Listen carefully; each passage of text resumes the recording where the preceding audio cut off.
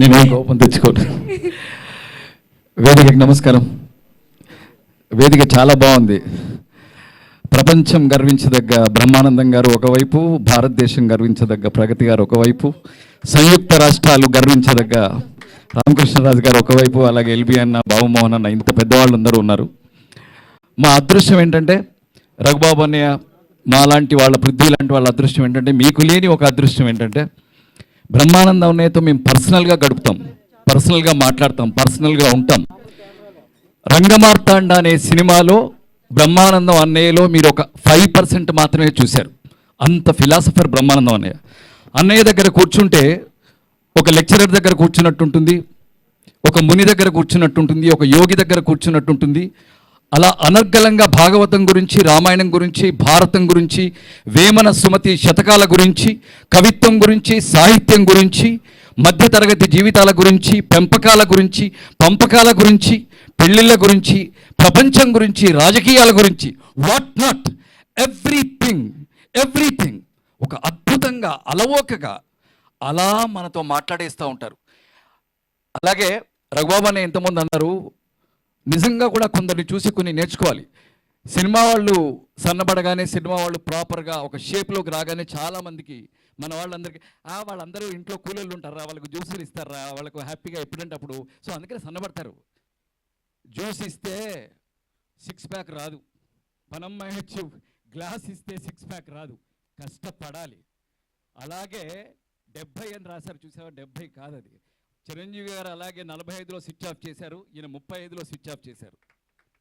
Switch off చేయకుండా ఇలా ఉండరు. ఈయన బ్రహ్మానందాన్ని చూశాను, ఇంటి ముందు నుండి ఇంట్లో కిచెన్ దాకా పరిగెడతారు. ఈయన నమ్ముతారా? లుంగి కట్టుకొని ఇలా ఎత్తుకొని, అరే నేను పరిగెడుతున్నా చూడరా అంటారు, పరిగెడతా ఉంటారు. అలాగే అన్నయ్యను కూడా ఒకసారి చిరంజీవి గారిని ఊహించండి, ఉదయం 6 గంటల నుంచి ఎవరో ఒకరు, ఏ ప్రెస్ వాళ్ళో, ఏ అభిమానో ఎవరో, రాత్రి 12 గంటల వరకు ఆయన ఇలాగే ఉండాలి. బ్రహ్మానందం కూడా ఇలాగే ఉండాలి. అలాగే ఉంటారు వాళ్ళు.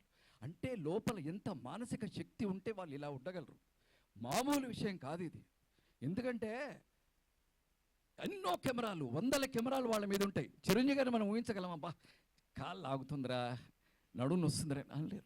పైగా వీళ్ళిద్దరి గొప్ప విషయం ఏంటంటే, రామ్ చరణ్ని లేపడానికి చిరంజీవి గారు ఉన్నారు, అరే ఎక్సర్సైజ్ చేయని. అలాగే గౌతమ్ని, సిద్ధుని లేపడానికి కూడా ఇంట్లో బ్రహ్మానందం గారు ఉన్నారు. కానీ బ్రహ్మానందం గారికైనా చిరంజీవి గారికైనా వాళ్ళే సైనికులు, వాళ్ళే కమాండర్. బ్రహ్మలే వాకింగ్ చేయి, చిరంజీవిలే వాకింగ్ చేయి, అలా వాళ్ళను సుశిక్షిత సైనికులుగా చేసుకున్నారు. కాబట్టి ఇంత ఆరోగ్యంగా, ఇంత హెల్తీగా మన ముందున్నారు. 70 ఏంటి, ఎన్నో వసంతాలు చూస్తూనే ఉండాలి. అలాగే ఇక్కడ ఈ మహానుభావుడు గురించి చెప్పాలన్నయ్య, నేను ముఖ్య సరస్వతి అని షాక్ అయ్యానండి. రఘురామకృష్ణ చూసి యూట్యూబ్లో ఉంటుంది చూడండి, సినిమా నాలెడ్జ్ ఉంది ఈయనకి. నేను ఓన్లీ రాజకీయాలు అనుకున్నాను. బాబోయ్, పాతాళ భైరవి ఎడిటర్ ఎవరు, పాతాళ భైరవి కెమెరామెన్ ఎవరు, అందులో పాటలు పాడింది ఎవరు, రాసింది ఎవరు, మల్లీశ్వరి, ఎనీథింగ్ వాట్ నాట్, దాగుడు మూతలు, గుండమ్మ కథ, మళ్ళీ ఏది తీసుకున్నా చెప్పేస్తారండి. సినిమా అంత అభిమానులు ఉన్నారు కాబట్టి, మీలాంటి ప్రేక్షక దేవుళ్ళు ఉన్నారు కాబట్టి, అన్నయ్య ఇలా ఉన్నాం, అందరం ఇలా ఉన్నాం. అన్నయ్య గురించి నేను ఎప్పుడు ఏదో ఒకటి పుట్టినరోజుకు రాస్తూ ఉంటాను. ఇది రాసేసి ఆపేస్తాను, చదివేసి. వందే హాస్యప్రియం బ్రహ్మానందం, వెండితెరల సాక్షిగా గుండెని నవ్విస్తున్నావు, సంతోషాలనిస్తున్నావు, ఉల్లాసాలనిస్తున్నావు, ఊరటనిస్తున్నావు, ఆరోగ్యాలనిస్తున్నావు, ఆనందాలనిస్తున్నావు. ఇన్నిస్తున్నావని మాకు, ఇంతెంత పంచుతున్నావని మాకు. స్వేదం చిందించే కష్టజీవులని కేరింతల కవ్విస్తావు, మధ్యతరగతి బ్రతుకుల్లో మందహాసాల మధుమరిస్తావు, నోట్లని, కోట్లని, ఎస్టేట్లని సైతం కిసుక్కున నవ్విస్తావు, కోల్పోతున్న వాళ్ళ జీవితాలని వాళ్లకు గుర్తు చేస్తావు. మా ఆనాటి పసోళ్ల గోరుముద్దలకి గగనసీమ చంద్రయ్య తాయిలం అయితే, మా ఆనాటి పసోళ్ల గోరుముద్దల గగనసీమల చంద్రయ్య తాయిలం అయితే, ఈనాటి పసోళ్ల గోరుముద్దలకి వెండితెల బ్రహ్మయ్యే తాయిలం. ఈ జన్మకిది తీరని రుణం బ్రహ్మయ్య. నీ నుదుటన ఓ గీత గీసి నిన్ను మా కంపిన పుణ్యానికి ఆ పరమాత్ముడే నీ పరమ ఆప్తుడంటూ, నీ అడుగుని, నీ నుడుగుని, నీ గొడుగుని, నీ ప్రతిభని, నీ ప్రయాణాన్ని, నీ పురస్కారాల్ని ఏవీ నీవు కావంటూ, అన్నింటినీ వీలునామాలుగా అన్నీ ఆయనవేనంటూ రాసిస్తున్నవా దేవదేవుడికి.